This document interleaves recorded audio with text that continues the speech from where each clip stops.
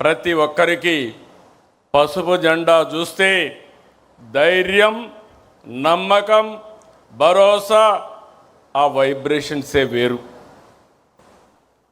జనరేషన్లు మారాయి, టెక్నాలజీ మారింది, ప్రజల ఆలోచనలు మారాయి. కానీ నాటికి నేటికి తెలుగుదేశంపై ప్రజల అభిమానం, ఆదరణ చెక్కు చెదరలేదు. 44 ఏళ్ళు ప్రయాణం, 45వ సంవత్సరంలోకి ఎంటర్ అయ్యాం. నిరంతరం ప్రజల కోసం, ప్రజాస్వామ్యం కోసం ఎన్నో పోరాటాలు చేశాం. దాడులు, హింస, హత్యా రాజకీయాలు, అరెస్టులు, అక్రమ కేసులు, వేధింపులు జరిగిన ప్రజా పోరాటాలు ఆపలేదు. నర అంతకులు పీకలు కోస్తున్న పసుపు సైనికులు జెండా వదలలేదు. ఓసారి చూస్తే చంద్రయ్య మెడ మీద కత్తి పెట్టి వాళ్ళు చెప్పినట్టు చేయకపోతే చంపేస్తామని బెదిరిస్తే జై తెలుగుదేశం, జై చంద్రబాబు అని ప్రాణాలు వదిలిపెట్టిన సంఘటన తెలుగుదేశం పార్టీకి ఒక స్ఫూర్తి. ఒక చంద్రయ్య, ఒక జల్లయ్య, నందం సుబ్బయ్య వంటి వందల మంది కార్యకర్తల బలిదానం వలన మనం ఈ అధికారాన్ని సాధించుకున్నాం. ఎవడు ఎదురొచ్చినా మీసం మెలివేసి నిలబడే ధైర్యం మన కార్యకర్తలది. ఎన్టీఆర్ గవర్నమెంట్ని అప్రజాస్వామ్యంగా డిస్మిస్ చేస్తే అది ఒక చరిత్ర. 30 రోజులు తెలుగుదేశం పార్టీ నాయకులు ఉద్యమ సారథులయ్యారు. ప్రజా చైతన్యంతో ప్రజా జీవనాన్ని స్తంభింపజేశారు. భారతదేశ చరిత్రలో అది ఒకే సంఘటన. తిరిగి నందమూరి తారక రామారావు గారిని ముఖ్యమంత్రి చేసిన సంఘటన, అది ఒక చరిత్ర.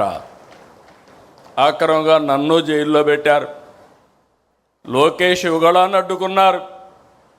ఈ వేదిక మీద ఉన్న చాలామందిపై అరెస్టులు చేశారు, బాధితులనే నిందితులుగా చేశారు. అయినా ఏ కార్యకర్త, నాయకుడు తల వంచలేదు, వెనకడుగు వేయలేదు, పోరాటాలు ఆపలేదు. ప్రజాస్వామ్యం కోసం, ప్రజల కోసం నిలబడ్డాం. అందుకే 2024 ఇంత మనపు కూడా అనేక సార్లు పొత్తులు పెట్టుకున్నాం. కానీ మొన్న ఎన్నికల్లో మీరు చూస్తే మనం అందరం ఆలోచించుకున్న తర్వాత జనసేన పవన్ కళ్యాణ్ గారు ముందుగా వచ్చి వ్యతిరేక ఓటు తీరడానికి వీలు లేదు, కలిసి పనిచేయాలని అనౌన్స్ చేశారు. ఆ తర్వాత బీజేపీ కూడా ముందుకొచ్చి ఈ రాష్ట్ర పునర్నిర్మాణం జరగాలని 3 పార్టీలు కలిసి ఎన్డీఏ ఏర్పడ్డాం. మిత్రపక్షాలతో ఎన్నికలకు వెళ్ళాం. ప్రజలు ఆదరించారు, ఆశీర్వదించారు. పునర్నిర్మాణ బాధ్యత మనకు అప్పజెప్పారు. నేను చాలా ఎన్నికలు చూశాను.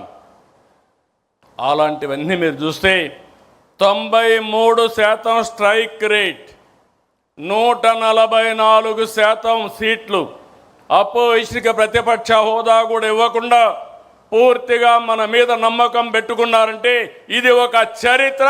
ఆ చరిత్రను కాపాడుకునే బాధ్యత మన పైన ఉంది. ఎన్నికల కంటే ముందే చెప్పాను, గతంలో 3 సార్లు చేసిన అభివృద్ధిని, ఆనాడు ముఖ్యమంత్రిగా చేసిన అభివృద్ధిని ఈ ఒక్క టర్మ్లోనే పూర్తి చేస్తానని చెప్పాను. అందుకే పాలనలో ప్రోగ్రెసివ్గా వెళుతున్నాం. తెలుగుదేశం పార్టీ మూల సిద్ధాంతాలలో మహిళా సాధికారత ఉంది. నాటి నుంచి నేటి వరకు ఆడబిడ్డలకు ఆర్థిక గౌరవం, సామాజిక గౌరవం, రాజకీయ గౌరవం ఇచ్చింది తెలుగుదేశం పార్టీ. ఎన్టీఆర్ హయాంలో మహిళలకు ఆస్తి హక్కు నుంచి నేటి తల్లికి వందనం వరకు అనేక పథకాలు అమలు చేశాం. విద్యా ఉద్యోగాలతో పాటు స్థానిక సంస్థల్లో మహిళలకు రిజర్వేషన్లు పెట్టాం. మళ్ళీ హామీ ఇస్తున్నా, ఈరోజు మహానాడుని మహిళలకు అంకితం చేశాం. చట్టసభల్లో మహిళలకు 33% రిజర్వేషన్లు సాధిస్తాం.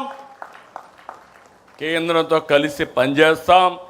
నరేంద్ర మోడీ గారి నాయకత్వంలో తప్పకుండా ఒక చరిత్ర తిరగరాస్తామని మరొక్కసారి ఆడబిడ్డలందరికీ విజ్ఞప్తి చేస్తున్నా.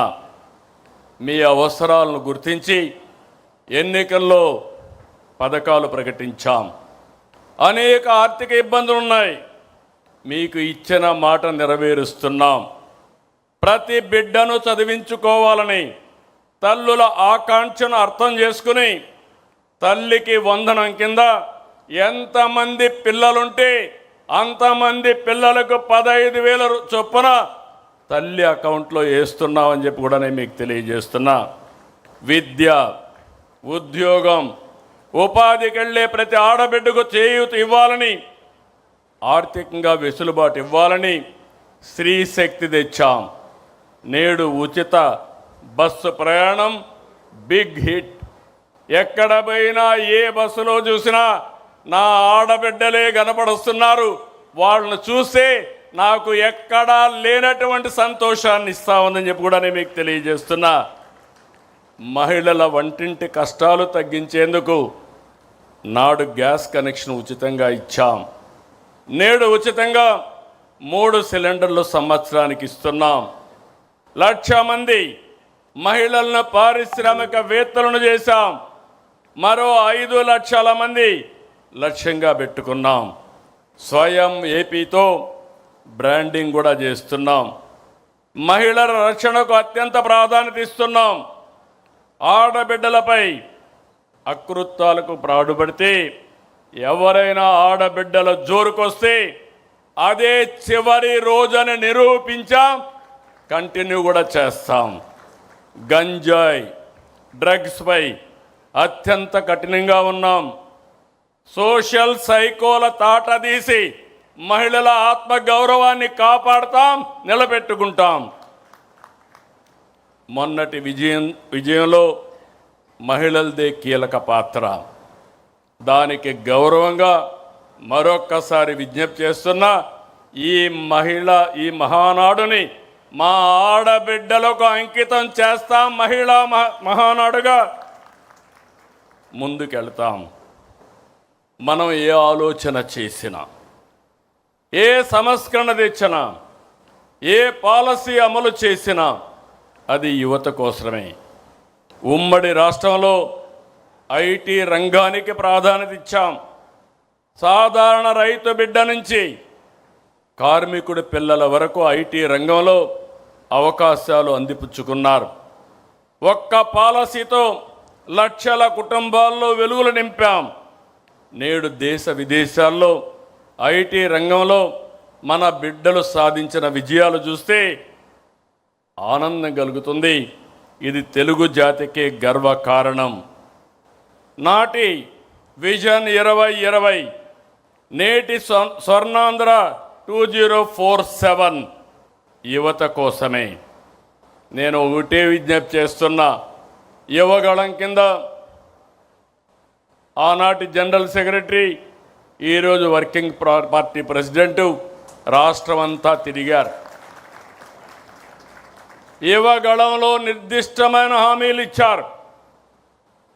ఈ ప్రభుత్వం ఇచ్చిన హామీల కంటే ఎక్కువ అమలు చేయడానికి సిద్ధంగా ఉన్నాం. నేను మళ్ళీ విజ్ఞప్తి చేస్తున్నా, teenagers, gen alpha, gen Z, ఈ ముగ్గురికి విజ్ఞప్తి చేస్తున్నా, మీ ఆలోచనలు మీ మైండ్లో ఏమున్నాయో దానికంటే బియాండ్గా తెలుగుదేశం పార్టీ ఆలోచిస్తున్నాం, ముందుకు తీసుకెళ్తాం.